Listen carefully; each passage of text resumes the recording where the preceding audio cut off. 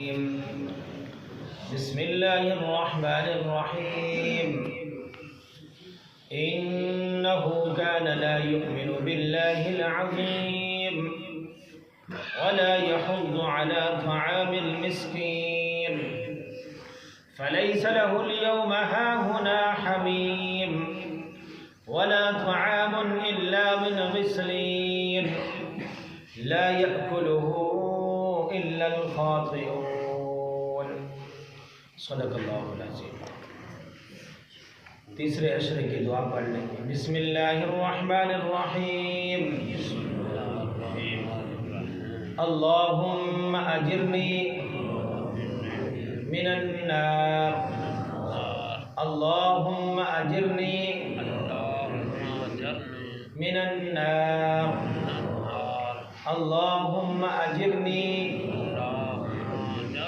من النار۔ اے اللہ ہمیں جہنم کی آگ سے بچا۔ دوسری دعا اللہم انکا عفو تحب العفو فاعف عنی اللہم انکا عفو تحب العفو فاعف عنی اللہم انکا عفو تحب العفو فاعف عنی۔ اے اللہ تو معاف کرنے والا ہے اور معافی کو پسند بھی کرتا ہے، مجھے معاف فرما دے، آمین۔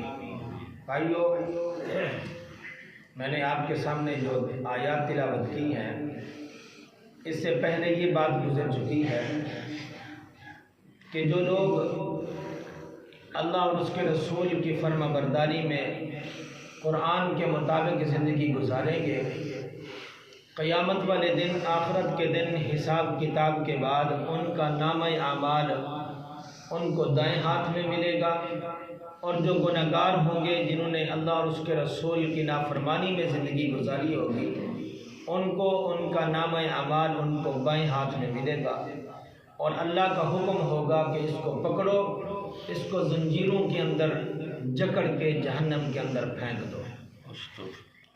آگے اللہ تبارک و تعالی نے ان کی وجہ بیان فرمائی ہے کہ کس وجہ سے وہ جہنم کے اندر پھینکے جائیں گے۔ دو باتیں اللہ نے یہاں ذکر کی ہیں۔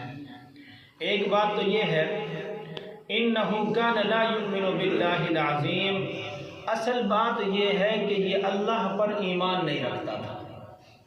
ایسا بندہ کہ جس کو اس کا نامہ اعمال بائیں ہاتھ میں ملے گا اور جن کو زنجیروں کے اندر جکڑ کے جہنم کے اندر پھینکا جائے گا، اللہ نے فرمایا کہ اصل بات یہ ہے کہ یہ اللہ پر ایمان نہیں رکھتا تھا، اللہ کے حقوق ادا نہیں کرتا تھا، اللہ کے حقوق ادا نہیں کرتا تھا۔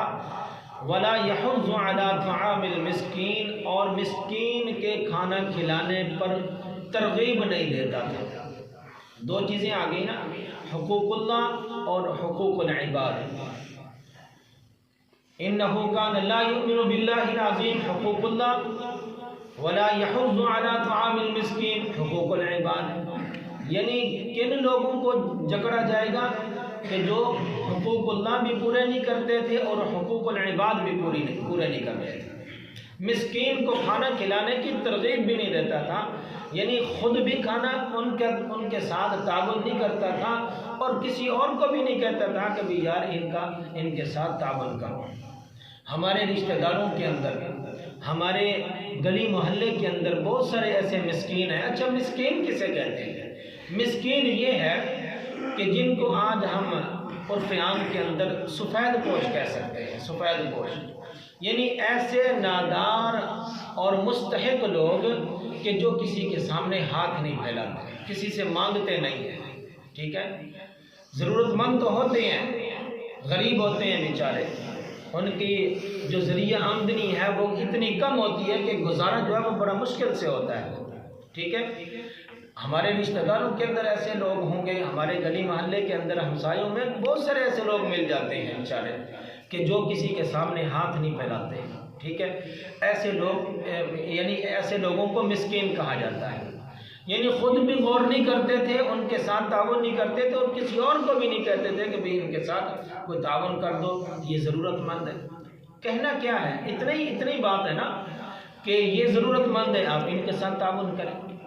لوگ پوچھتے ہیں کہ بھی کوئی مستحق کوئی ضرورت مند ہو تو مجھے بتائیں، میں نے زکوٰۃ دینی ہے، میں نے کوئی خیرات دینی ہے، میں نے کچھ یعنی کسی کے ساتھ تعاون کرنا ہے، کوئی لوگ ہے، کوئی بندہ ایسے نظر میں ہے، تو ایسے لوگوں کو نظر کے اندر رکھیں، ایسے لوگوں پر توجہ رکھیں کہ بھی جب بھی آپ کی استطاعت ہو یا آپ سے کوئی پوچھے تو آپ کے ذہن میں آ جائے کہ بھی ہمارے رشتہ دار میں ہے، ہمارے رشتہ داروں میں کوئی ایسا بندہ ہے، ہمارے گلی محلے کے اندر، ان کے ساتھ تعاون کریں۔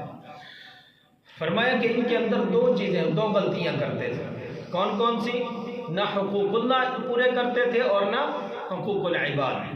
اچھا، ان کی سزا کیا ہوگی؟ ایک تو جہنم، سزا جہنم میں کیا ملے گا ان کو؟